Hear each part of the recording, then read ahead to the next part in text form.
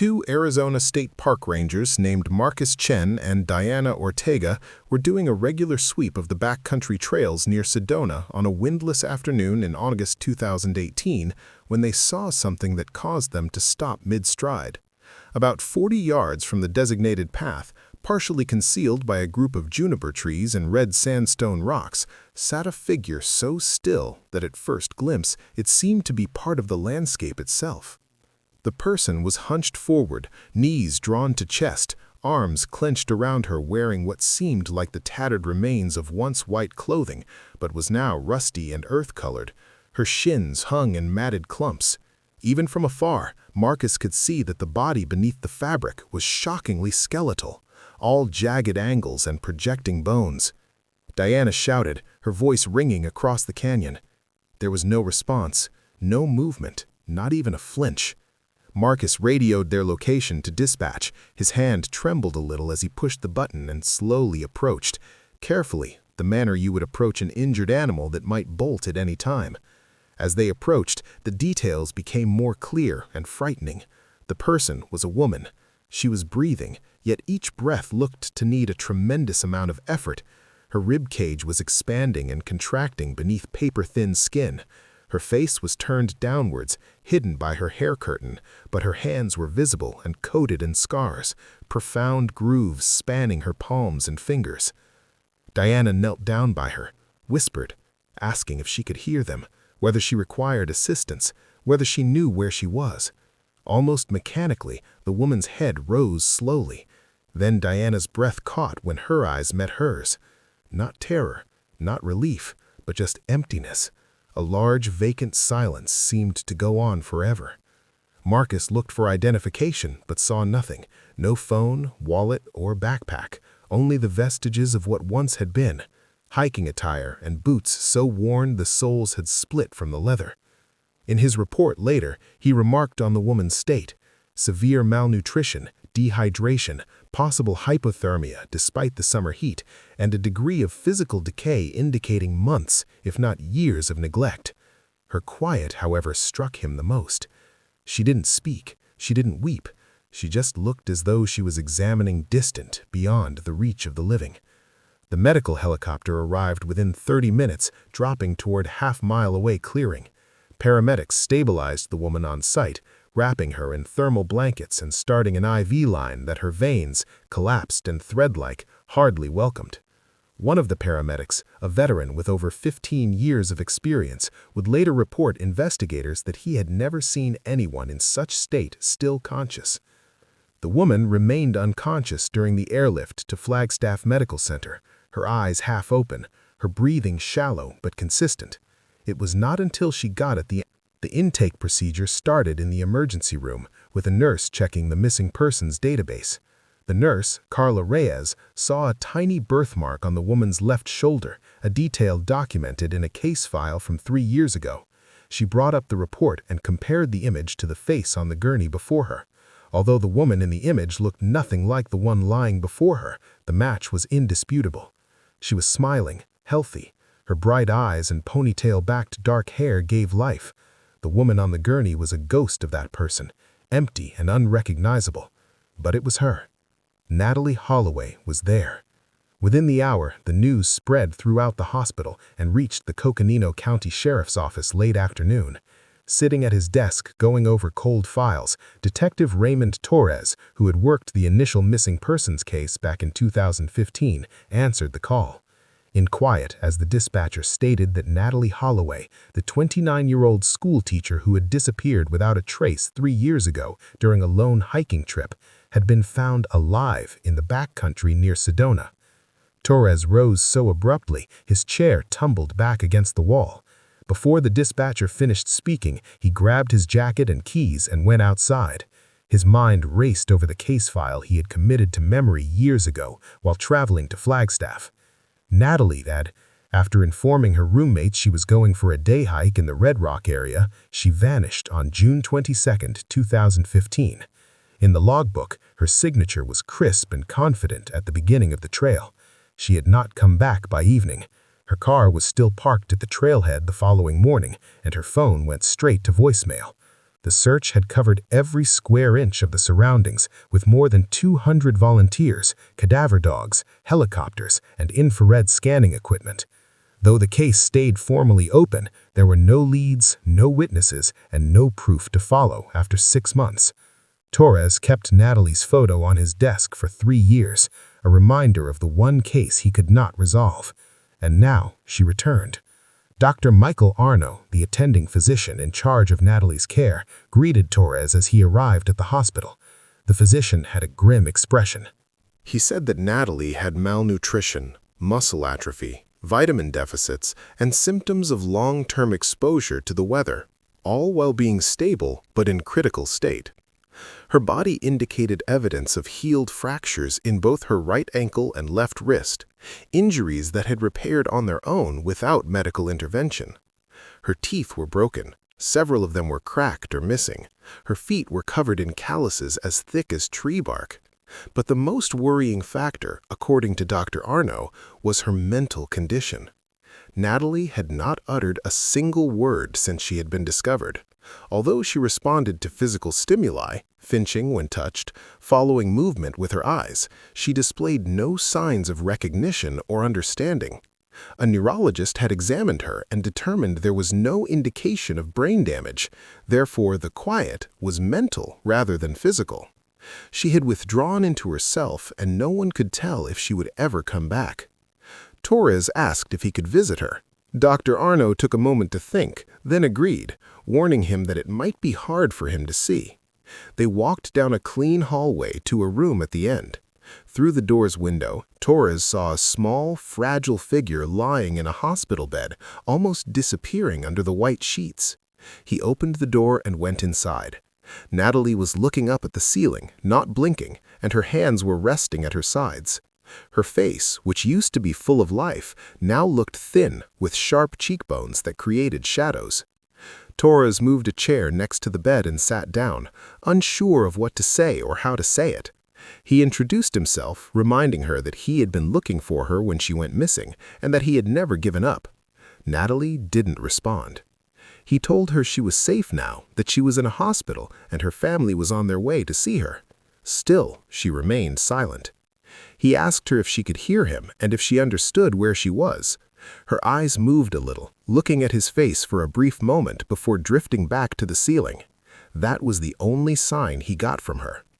Torres stayed with her for almost an hour, talking softly, not asking questions, just trying to fill the quiet with words he hoped could reach her wherever she had gone. When he finally got up to leave, he placed his card on the table next to her bed and told her he would be there to listen when she was ready to talk. As he stepped out of the room, one question kept playing in his mind. Where had Natalie Holloway been for 3 years, and what had happened to her in that wild place that left her like this? Natalie Holloway had always been someone who needed time alone to recharge. Her friends knew this about her. Her family understood it too. Even her roommate, a grad student named Melissa Vance, had figured out not to take it to heart when Natalie said she needed a day to herself, away from noise and other people's energy. Teaching 4th graders at Pennon Elementary School in Flagstaff was fulfilling, but it was also tiring in ways that those not in the field usually didn't get. By the end of every school year, Natalie felt completely drained. She was worn out after 9 months filled with lesson plans, meetings with parents, standardized testing, and the emotional effort of looking after 28 kids who all had their own challenges and happiness to bring into her class every day. June 2015 marked the end of yet another school year, and Natalie had made it through with the same kindness and commitment she always showed in her job. Her students adored her. Their parents held her in high regard. The principal had written a wonderful review, praising her creativity and her knack for connecting with even the toughest kids. But Natalie was exhausted, completely worn out, and she needed some time alone to gather her thoughts. On the evening of June 21st, she sat at the little kitchen table in her apartment with Melissa, planning her hike for the next day. She laid out a trail map of the Sedona area, tracing the path she wanted to follow with her finger. It was a moderate trail, one she had hiked twice before, a loop through red rock formations that offered breathtaking views of the nearby canyons. The weather forecast showed clear skies and temperatures in the low 80s, ideal for a day hike. Melissa entered the kitchen with a mug of tea and looked at the map. She asked Natalie if she was going to hike alone, and Natalie nodded. Melissa made a slight frown, the way she always did when Natalie went hiking by herself, and reminded her to send a text when she got to the trail and another one when she returned to her car. Natalie promised she would. She always did. That night, Natalie carefully packed her day pack with the same precise attention she gave to everything else. A water bag filled with 2 liters was enough for the 6-hour hike she had planned. She packed a small first aid kit, sunscreen, and a big hat, along with trail mix, an apple, and 2 protein bars. She made sure her phone was fully charged, even though she knew it wouldn't have good service once she got into the wild. She also took a light raincoat just in case. Natalie set her alarm for 6 in the morning so she could head out early before it got too hot. She had a good night's sleep and didn't remember dreaming about anything. When her alarm rang, she woke up feeling refreshed and ready to go. She put on moisture-wicking layers, tied her hiking boots tightly, and braided her hair so it wouldn't stick to her neck. Melissa was still asleep when Natalie left the apartment, so she quickly wrote a note and left it on the counter. It said she was gone hiking and would be back by dinner. She underlined dinner twice to reassure herself that she would make it back. The drive from Flagstaff to Sedona took less than an hour.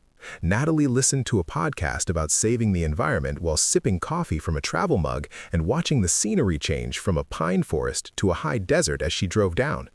The morning sunlight made the red rocks look almost magical, glowing and old, and Natalie felt that familiar calmness that she always felt when heading into nature. She got to the trailhead just after 8, parked her car in the small gravel area, and sent Melissa a text like she promised.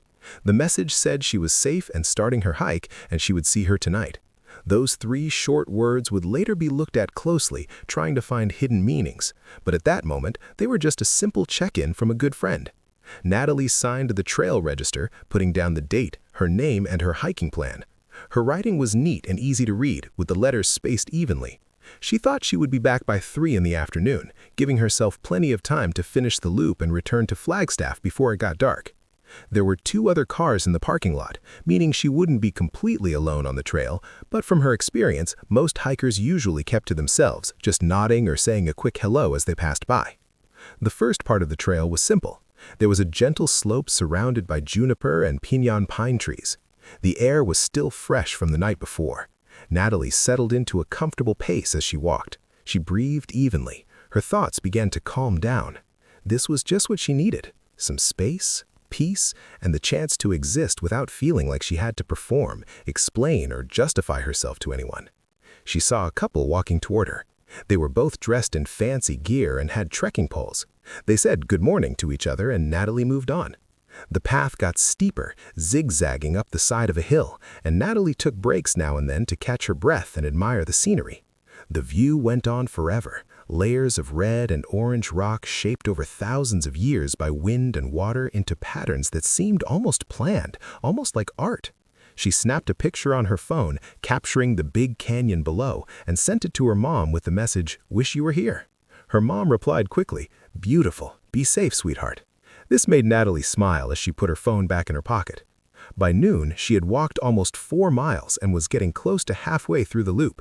She paused at a flat rock to take a break and have lunch, sitting on the ground with her back against a warm boulder. The protein bar wasn't very tasty, but she ate it while drinking some water and watching the horizon. She felt good, strong, and focused. She remained there for 20 minutes, longer than she had intended, just enjoying the silence. After that, she got up, put on her backpack, and kept going. The path went down now, winding through a narrow canyon with tall walls on both sides, blocking the sunlight and creating a cool shade. Natalie had walked this part before and knew it would widen again after about half a mile. Carefully, she made her way through, paying attention to her steps on the loose rocks, sometimes touching the rough rock wall for balance. In this canyon, in this tight spot where light barely got in, Natalie heard something unusual. First, muffled, almost undetectable, a sound beneath the whisper of wind over the rocks. But then it came once more, louder this time, a voice calling her name. Natalie stopped and turned, searching the path behind her. No one was here. She listened and waited, her pulse speeding somewhat. The voice came a third time, warped and eerie, echoing off the canyon walls. It seemed to be from above, from somewhere on the ridge. She called out, asking if someone needed help. No reply, just silence. And then a hand closed over her mouth behind her, so near she could feel it against the back of her neck. Melissa Vance did not start worrying till the sun went down. Natalie had promised to be back by... Melissa had called Natalie's phone 4 times by 7 in the evening. Each call went straight to voice, which was not unusual given the spotty cell coverage in the backcountry, but it was enough to make Melissa pace the apartment, checking the window every several minutes as though Natalie may suddenly appear in the parking lot beneath. Melissa phoned Natalie's mother, Carol, who lived 2 hours away from Phoenix at 8. Carol's voice was initially gentle, comforting. She stated that Natalie probably just forgot time and was on her way back right now, caught in traffic or stopping for gas. But her tone was tense, betraying her own mounting worry. Carol said she would give it another hour and that if Natalie had not checked in by 9, she would phone the authorities. Carol called the Cucamonga County Sheriff's Office at 9:15 and reported her daughter missing because Natalie had not yet answered calls or texts. Professional but not agitated, the deputy handling the phone call. Adults vanished in Arizona wilderness regions multiple times a year. Most of them showed up disoriented or damaged but living within 24 hours. He grabbed Natalie's contact information, car description, the trailhead where her walk had started, and her last known communication. He told Carol that a deputy would be dispatched to look over the parking lot and that a search and rescue squad would be dispatched at dawn if Natalie had not come by then. Carol did not sleep that evening. She drove to Flagstaff wide awake, getting to Melissa's apartment only past midnight. The two ladies sat together in silence, staring at their phones, attempting to persuade them to ring. They did not. At first light, a deputy discovered Natalie's vehicle parked at the trailhead, precisely where she had left it the morning before. The doors were locked. There were no indications of forced entrance, no damaged windows, no interruption of any kind. Within, seen through the glass, were Natalie's purse, her wallet, and a water bottle she had left behind. The deputy radioed for a search team. The operation began by 8 a.m. Detective Raymond Torres was assigned to the case that same day. He arrived at the trailhead just as the first wave of search and rescue. The incident commander, a veteran ranger named Paul Dietrich, who had organized several of woodland searches spanning his 30-year career, was addressing the volunteers. Dietrich laid out the plan with succinct effectiveness. Equipped with thermal imaging, a helicopter, and over 50 volunteers, they would first sweep the main trail, then expand outward in a grid pattern, checking side paths, washes, and any locations where someone might have strayed off course or fallen. They had dogs trained in scent tracking. Many of them were hikers experienced with the terrain. Starting from the same place Natalie had signed in the day before, Torres walked the route himself. He looked at the register and discovered 3 more people who had signed in following her. All of them indicated safe returns by late afternoon. He interviewed the couple with the trekking poles, those who Natalie had passed on the trail. They recalled her distinctly, a woman hiking alone wearing a white tank top and gray trousers, courteous but focused. Greetings about 9:30 in the morning just past the first mile marker. Nothing follows thereafter. None of the other persons said they saw her. The search dogs followed Natalie's scent for around 3 miles near the trailhead before it entirely vanished in a stony area of the canyon. The handlers tried numerous times to reacquire the trail, working in expanding circles, but the scent had gone, as though Natalie had simply evaporated. 6 passes over the area were made by the helicopter, thermal cameras searching for any warmth signature that would indicate a living or otherwise person. They discovered deer, a handful of javelinas, and 1 lost hiker who was not Natalie. By the 3rd day, the hunt had extended to span over 20 square miles. Volunteers trudged shoulder to shoulder across heavy brush, chanting Natalie's name until their voices went hoarse. They explored every cave, overhang, tiny fissure where someone might have fallen or sought refuge. Untechnical equipment. They found nothing. Not a fragment of clothing, not a footprint, not a single piece of evidence that Natalie Holloway had been present at all. Torres spoke with park rangers, other hikers, a path maintenance crew who had been working 2 miles to the east, as well as anyone who had been in the region that day. Hoping to identify any vehicles that had been in the area around Natalie vanished, he retrieved traffic camera data from nearby. He examined her bank statements, her phone records, her everything, pointed to just what it seemed. A woman had gone for a hike and had not come back. Carol Holloway and Melissa Vance remained in Flagstaff and declined to leave as the search went on. Carol spent her days at the command post, supplying coffee and food for the volunteers and profusely thanked them for their help. At night, she would sit in Melissa's apartment, looking at images of Natalie, tries to make sense of how her daughter might just disappear from a well-trodden route in broad daylight. The official search was reduced to 2 weeks. The incident commander told Carol that the dogs had covered all of the logical area and that statistically, if Natalie had been hurt or missing, they would have seen some indicator of her by now. He did not say what everyone was thinking, that if Natalie was still out there, she was no longer alive. Carol rejected that. She hired a private search and rescue group, a charitable organization specializing in locating missing hikers. New dogs, new volunteers, and new gear were added. They looked over twice-searched regions for another 10 days, hoping new eyes might notice something missed. They discovered nothing. 6 weeks after Natalie vanished, the case was redesignated as a cold case by late July. Detective Torres kept the case on his Natalie's picture was displayed on missing persons websites and shared thousands of times on social media. She made the regional news and then the national news for a brief time. The path, both physical and investigative, had come cold. Torres kept Natalie's photo pinned to his bulletin board, but there were no witnesses to interview, no evidence to process, no leads to chase. Tips came in from everywhere, from California to Colorado, even as far away as Texas. Torres followed up on every single one. None of them were credible. The first anniversary of Natalie's disappearance came and went. Carol arranged a vigil at the trailhead, where about 100 people arrived with candles and recounted memories of a lady most of them had never known, but whose tale had touched them. A local news crew covered the event, and Torres briefly stated that the inquiry was still open and that anyone with information should come forward. No one did. The recommendations had stopped coming by the second year. The social media postings fell off. Once very critical and all-consuming, the case disappeared into the background din of unsolved disappearances piling up year after year in every region of the nation. Torres still pondered Natalie frequently, still retrieved her file whenever he found a peaceful moment, still questioned what had transpired in that ravine. But he had other current cases with a chance of finding answers still. And then, in August of 2018, 3 years and 2 months after Natalie Holloway walked into the woods and disappeared, 2 rangers discovered her sitting under a juniper tree, alive but completely wrecked. And the questions that had tormented Torres for so long had a chance of being answered.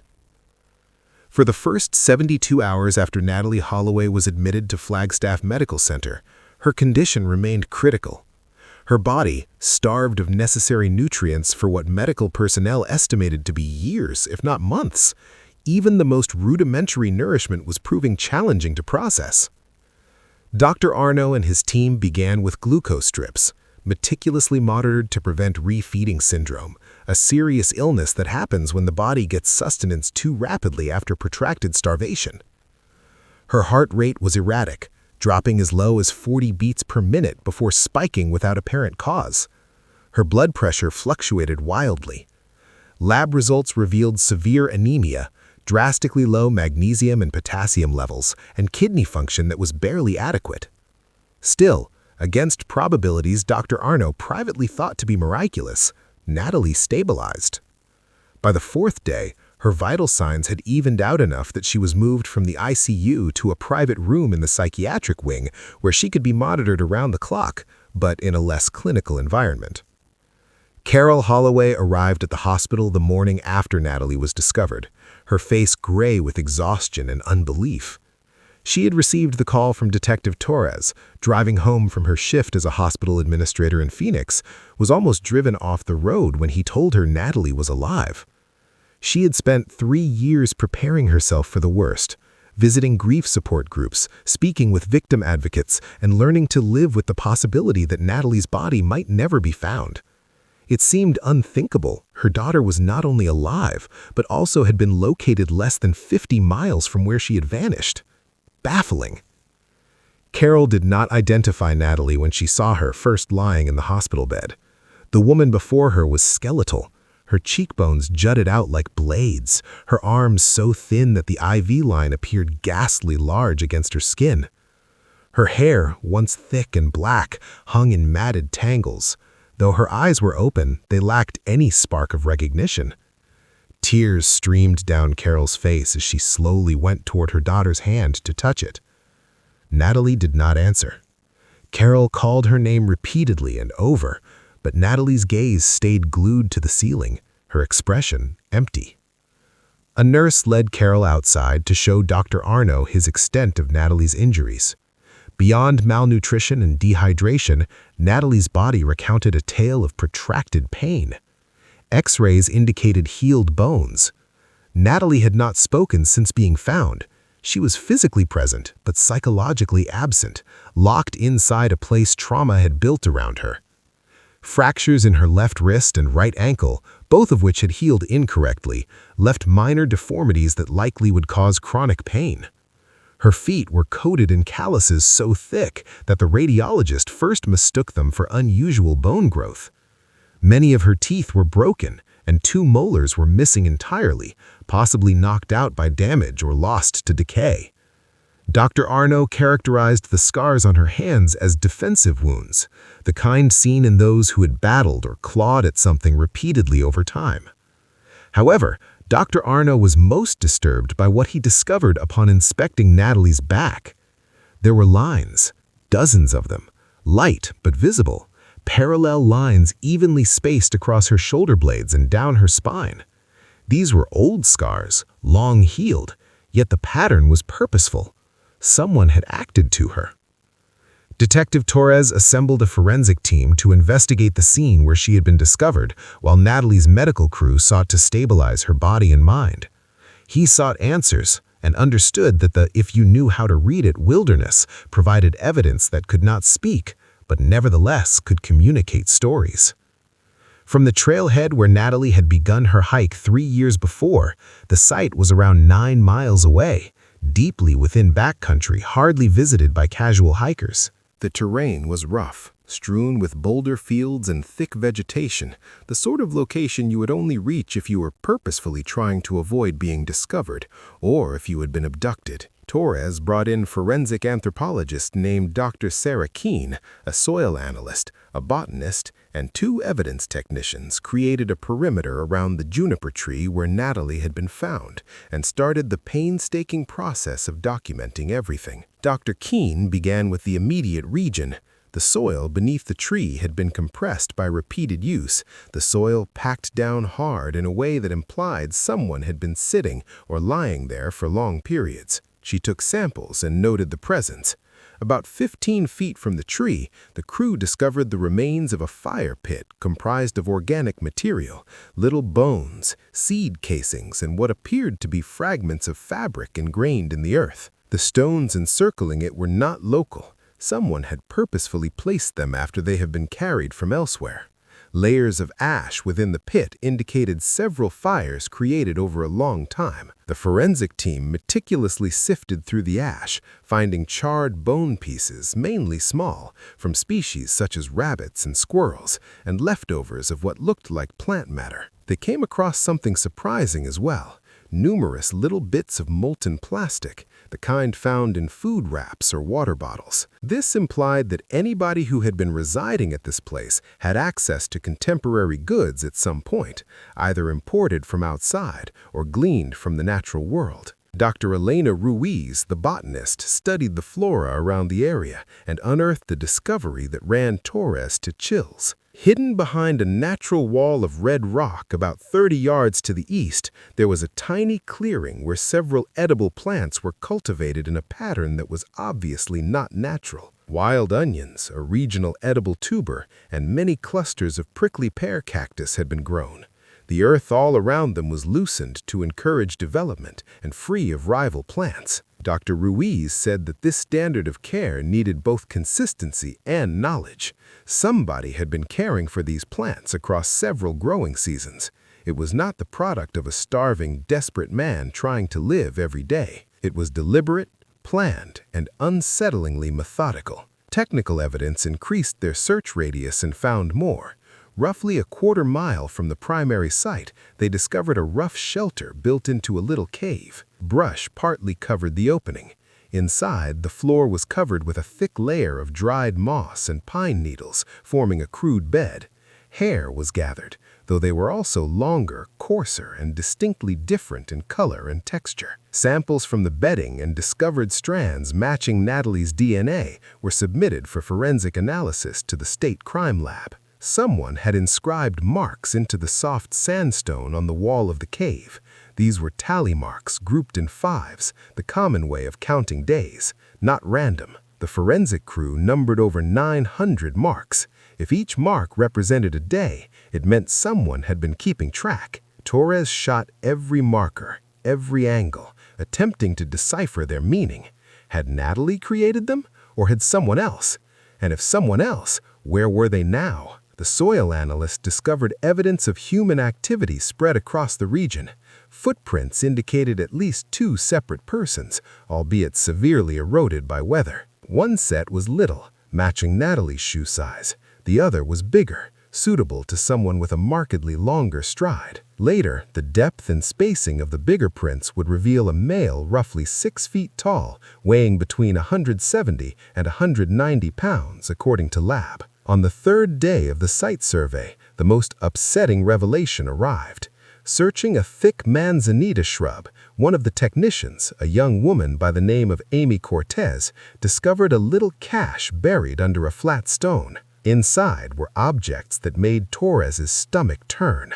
A hunting knife, its blade worn but still sharp, a coil of frayed at the ends paracord, and a tiny notebook, its pages swollen with wetness and covered in almost illegible handwriting, were found. The notebook was painstakingly taken from its evidence bag and stored.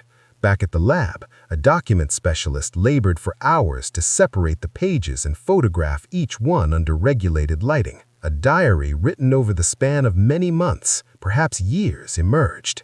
The entries were erratic, some tidy and controlled, others wild and almost impossible to read, but the content was unmistakable. The author repeatedly referred to Natalie as the teacher and someone who needed to be kept secure from the poison of the outside world. Over a week, the journal entries were transcribed, each page photographed and meticulously deciphered by forensic linguist Dr. Patricia Odom. Some passages were straightforward, written in clear block letters that suggested calm and deliberation.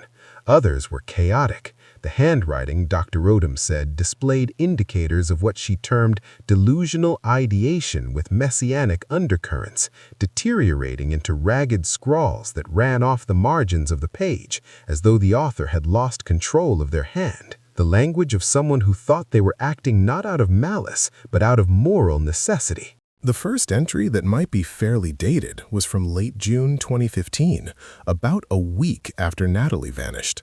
It read, "Found her today. Trying to climb out near the gully. She fell twice. I carried her back. She still doesn't get it. The outside world broke her. I can tell in her eyes. She arrived here looking for peace, but she did not know where to find it. I will teach her here. There is no anarchy. No expectations, no lies, only truth." Initialed, 2 letters pushed so hard into the paper left indentations on the pages below. RK. Detective Torres researched those initials across every database accessible to him: DMV records, criminal records, voter registers, corporate licenses, registrations. He cross-referenced them with anyone who had been in the Sedona region June 2015, anyone who had taken part in the hunt, anybody who had been questioned during the first inquiry. Ryan Keller, 34 years old, a freelance wilderness guide who had resided in Sedona for 6 years and volunteered throughout the first hunt for Natalie, took 3 days but discovered a match. Torres opened Keller's file and felt his blood cold. Torres had been vocal in his disapproval of the official search operations, claiming they were not looking in the appropriate places and Natalie would not have remained on the major pathways. Torres had at the time brushed this off as the intensity of someone very concerned about finding a missing person. It seemed like something else entirely now. 2015, Keller had been cooperative, articulate, and evidently distraught by Natalie's disappearance. He had spoken of her as a lovely soul who merited more than to be lost in the wilderness. He had offered to keep searching on his own even after the official efforts were scaled back. And then, in August of that year, Keller had left Sedona. His landlord said he had given notice suddenly, saying he needed to relocate to Colorado for a job. He had left no forwarding address. Torres, Ryan Keller should be flagged as a person of interest in an open inquiry, and alert should be issued. Within a few hours, he had been found. Keller had been stopped for a routine traffic infraction 2 months earlier in Durango, Colorado. The officer ran Keller's license and found nothing outstanding. Therefore, Keller was freed with a warning. Torres, however, started at Keller's last known residence. The address on record gave Torres a starting point. He contacted the Durango Police Department and asked surveillance on Keller. Keller had left Durango with arrest warrant was Keller. Quickly cleaned out, the flat was empty. Neighbors claimed they had not seen him for weeks, but forensic teams discovered something inside that verified Torres's worst worries. Photographs lined the wall of Keller's room, dozens of them, Natalie Holloway pictures. Some were undoubtedly derived from printouts of her social media pages and hung to the wall, yet others were not. They took honest pictures of her without her knowing. Natalie was seen walking to her car. Natalie was also captured at a coffee shop. There was even a picture of Natalie sitting on a bench outside the school where she worked. These photos were old, going back almost 2 years before she went missing. Keller had been secretly watching her, learning about her, and waiting for the right moment. A psychologist who specializes in studying behavior looked at the journal and the photos. They concluded that Keller showed typical signs of erotomania, which is a mental illness. People with this condition mistakenly believe they have a special connection with someone who hardly knows them or doesn't know them at all.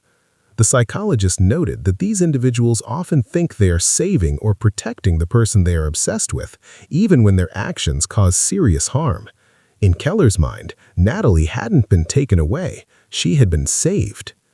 Back in Flagstaff, Dr. Arno decided to show Natalie a picture of Ryan Keller. It was a calculated move.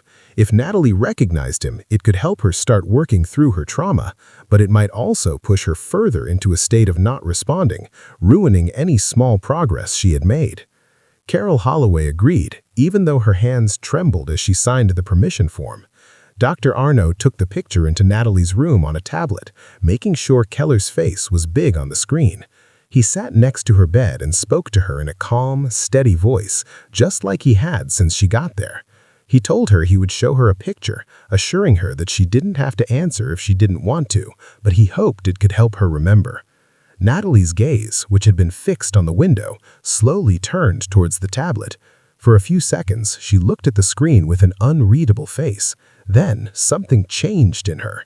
She started breathing faster. Her hands, which had been limply at her sides, turned into fists. Her jaw became tense, and a noise came out of her throat, low and rough like an injured animal. Dr. Arno quickly took the tablet away and tried to soothe her. But Natalie finally found her voice. She was shaking all over and then said something. It was one word, very quiet but clear. No. Dr. Arno got closer to her. He asked her to repeat it and share her feelings. Natalie's eyes were wide and showed something that had been missing for weeks. Fear. Pure, strong fear. She said the word again, louder this time. No, no, no. Then, with a voice full of emotion, she said something that made Dr. Arno freeze. He's still out there. A few hours later, Torres put out a statewide alert for Ryan Keller, marking him as armed and dangerous. The news picked up the story right away. The headlines were shocking and everywhere. Missing teacher found after 3 years, held captive by volunteer searcher. The picture of Keller, the same one shown to Natalie, was on every local news channel and shared thousands of times online. Tips started coming in. Keller had been spotted in places like Flagstaff, Phoenix, Albuquerque, and Salt Lake City. Torres sent teams to check out every solid lead, but Keller seemed to be as missing as Natalie once was. For 2 weeks, there was nothing. Then, on a chilly morning in late September, a hiker in the Coconino National Forest, almost 60 miles north of Sedona, found a campsite that looked like it had just been left. There was a tent, a sleeping bag, and a small fire that was still warm. Inside the tent, investigators found a backpack with clothes, a water filter, and a notebook like the one found at Natalie's place. The notes were recent, written in the last few days. One of them said, "They will never understand what I did for her. I gave her peace. I gave her silence. I gave her freedom from the world that was hurting her, and now they call me a monster. But I know the truth. She was safer with me than she ever was out there." The last note was short, only 2 sentences, written in handwriting that was strangely calm. "I won't let them take me. I belong to the wilderness now." A search team was sent out right away to look for any sign of Keller in the area. On the 3rd day, they found him. He was at the bottom of a big ponderosa pine tree, leaning against the trunk with his eyes shut. At first, they thought he was just taking a nap, but when they got closer, they saw he wasn't breathing. There was a pill bottle next to him that was empty, and the label showed it contained a strong sleeping medicine. Ryan Keller had ended his own life. There would be no trial, no confession, and no way for Natalie or her family to confront him or ask questions. There was just silence, and a case that, while technically solved, left them with even more questions than before. Detective Torres found out about Ryan Keller's death while he was at the search site, looking over maps and organizing search teams in the command tent. The medical examiner's first look at the situation was clear-cut. Keller had taken around 30 pills of a prescribed sedative, enough to stop his breathing. There was no sign of a struggle, and it seemed like no one else was there. He had made a choice on his own and had acted alone in the woods that had been both his refuge and his helper for so long. Torres didn't feel any sense of accomplishment. He had spent 3 years searching for answers. Now that he had them, they seemed empty and unfulfilling. There would be no questioning, no opportunity to find out from Keller why he did it. Natalie wouldn't be able to face her captor in court and take back her voice in front of the person who had taken it away. Traditional justice would not be served. The only thing left was the slow and tough process of helping Natalie Holloway rebuild her life. When Dr. Arno told Natalie that Keller was dead, she didn't respond in the way he thought she would. There were no tears of relief or signs of freedom. She just nodded with a blank expression and looked back out the window. Dr. Arno asked her how she felt and if the news changed anything for her. Natalie stayed quiet for a long while before she spoke, her voice just a whisper. She said that a part of her had always known it would end like this, that a person like Keller, who lived his life the way he did and viewed the world in his unique way, would struggle to cope if he were forced back into the reality he had been avoiding for so long. She mentioned that she didn't feel any safer with his absence because the fear he instilled in her wasn't just about him being around. It ran deeper, mixed into who she had become over those 3 years. Keller's passing didn't take away the impact of his actions. It simply meant she would never have the answers necessary to understand everything that happened. In the months that followed, Natalie's healing journey moved at such a slow pace that some days it seemed like she wasn't improving at all. Dr. Arno suggested she see a trauma expert named Dr. Benjamin Shaw, a psychologist who had worked for more than 20 years helping people who had been through long periods of captivity and abuse. Dr. Shaw took his time with Natalie's situation, realizing that healing from the kind of deep mental suffering Natalie had faced isn't a smooth process. There are times when things get better, followed by times when it feels like things are getting worse. Natalie started to talk more, but her words came out slowly and with a lot of effort, as if she had to work hard to express each thought.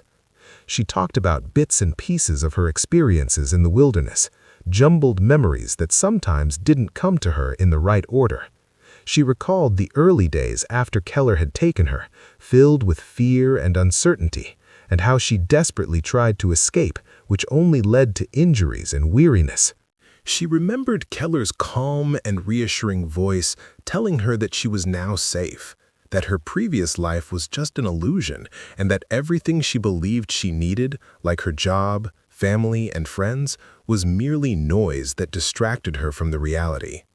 She recalled how she initially resisted him, screaming until her throat hurt, refusing to eat what he offered, and trying to run away whenever he left her alone. But Keller remained patient. He didn't break her down with force, even though there were times he did hurt her. Instead, he slowly made her feel alone and chipped away at how she saw herself. Over time, he got her to believe that nobody was looking for her and that she had been forgotten, making her think he was the only one who cared whether she lived or died. In a cruel way, he made her rely on him to stay alive. He would bring her water when she was too weak to get it herself, share food when she was close to starving, and take care of her wounds when she hurt herself trying to get away. He made himself out to be both the person holding her captive and the one saving her. This confusing situation broke something deep inside Natalie's mind. Dr. Shaw told Carol Holloway that what Natalie went through was called coercive control, a way of behaving that takes away a person's freedom and makes them dependent on someone else. This kind of thing is often seen in cases of domestic violence or human trafficking, but what happened to Natalie over such a long time in isolation was unusual. The fact that Natalie managed to get through all this, both her body and mind, showed a strong spirit that even she didn't fully comprehend. Carol came to see Natalie every day, sitting by her side, sometimes chatting, sometimes just being there. She brought pictures from Natalie's childhood, showing family trips and celebrations, trying to help her remember a life before Keller, one that was still available to her if she could find her way back. Natalie would glance at the pictures, her fingers running over the faces she knew but couldn't truly connect with. She said it felt like she was looking at someone else's memories, as if the person in the photos was someone she used to be but wasn't anymore. Melissa Vance also visited, but less often. The guilt she carried was too much to bear. She felt responsible for not making sure Natalie had company during that hike, for not calling the police sooner when Natalie failed to return, and for not doing more during the search efforts. Dr. Shaw had a private conversation with Melissa. He told her that feeling guilty after a traumatic event is normal, even for those who were not the main victims. However, he also said that this guilt does not help and can actually be harmful. Melissa hadn't done anything wrong. What happened to Natalie was not a sign of lacking friendship or care. It was done by someone seriously troubled, and no matter what precautions were taken, it couldn't have been stopped. By the winter of 2018, Natalie had gotten strong enough to leave the hospital. She moved into her mom's house in Phoenix, where they had set up a quiet room filled with soft light, far away from the wild place that felt like a prison. The change was hard for her. Natalie felt trapped by the walls and found being around people very tiring. Sometimes she would wake up in the night feeling confused and scared, still stuck in those memories, hearing Keller's voice saying she would never escape. Carol often discovered her just sitting by the window, looking at the faraway mountains, her face hard to read. Dr. Shaw kept meeting with Natalie twice a week, doing their sessions at Carol's home so Natalie wouldn't have to travel. They focused on techniques to help her feel more grounded, teaching her to separate her past experiences from her present and recognizing the safety around her now. They worked on helping her regain a sense of control, letting her make small choices about what to eat, what to wear, and when to go to sleep. These choices were important because they represented taking back the independence that Keller had taken away. Progress was gradual. There were good days when Natalie could talk, laugh at her mom's jokes, or show interest in a book or movie, but there were also days when she couldn't even get out of bed, when the heaviness of her past made it feel impossible to breathe. Detective Torres came by a few months after Natalie left the hospital. He didn't bring any questions or a notebook. He was there to tell her that the case was officially closed, that Keller had taken his own life, and that the evidence from the wilderness would be kept safe in case Natalie wanted to look at it later or use it. Though he doubted she felt brave, he told her she was courageous. What she had endured would have shattered most people. Natalie thanked him, her voice low but firm, and said she did not feel like a survivor. Natalie told her mother and Dr. Shaw that she wanted to return to Sedona, not to the location she had been held, but rather to the trailhead nearly a year after she had been discovered in spring of 2019. Torres understood. He had witnessed enough suffering in his professional life to know that surviving and recovering were not the same thing, and that the latter may take a lifetime. She said she had to face it to convince herself that the woods no longer owned her, that Keller's shadow did not reach beyond the bounds of her memory. Dr. Shaw was wary. He advised Natalie that visiting the location of trauma could be unsettling, that it could set her back instead of go her on. But he also knew the symbolic, the power of the act, the need of confronting the place where everything had changed and leaving it on her own terms. Carol concurred to go with Dr. Shaw and Melissa, who had requested to be included. The journey took place on a clear April morning, with the terrain green from recent rains and the crimson rocks flaming in the early light. Natalie sat in the passenger seat, her hands folded in her lap, her breathing controlled and intentional. She had trained herself for this, practiced grounding methods Dr. Shaw had instructed her, but she was unsure of their adequacy. Natalie got out of the car at the trailhead and stood gazing for a considerable amount of time at the route into the valley. Her hands were shaking and her heart was beating, but she did not turn away. Carol stood next to her, not speaking, only present, a silent anchor. Melissa and Dr. Shaw stayed a few steps back, giving Natalie room. At last, Natalie took a step forward, then another. She walked slowly, her feet finding the rhythm she had remembered from years past when trekking had been a source of serenity rather than of trauma. She traveled just a quarter mile, far enough to reassure herself that she could. At the parking lot at the beginning of the trail, where her car had sat for weeks while the planet searched for her, she halted and looked back. She pondered the woman she had been when starting this trek, the young instructor who loved her work and her students, who had required a day of isolation to recharge. That woman was gone. Natalie knew she could never be that person again. Too much had been taken, too much had altered, but she was still here, still breathing, still battling, and that, she realized, was enough. Carol joined her, and they stood together in the sunlight listening to the wind move through the canyon. Natalie said that she had spent so much time being afraid of this place, of what it represented, that she had forgotten it was also a place of beauty. She stated that Keller tried to make the desert into a prison, but she failed.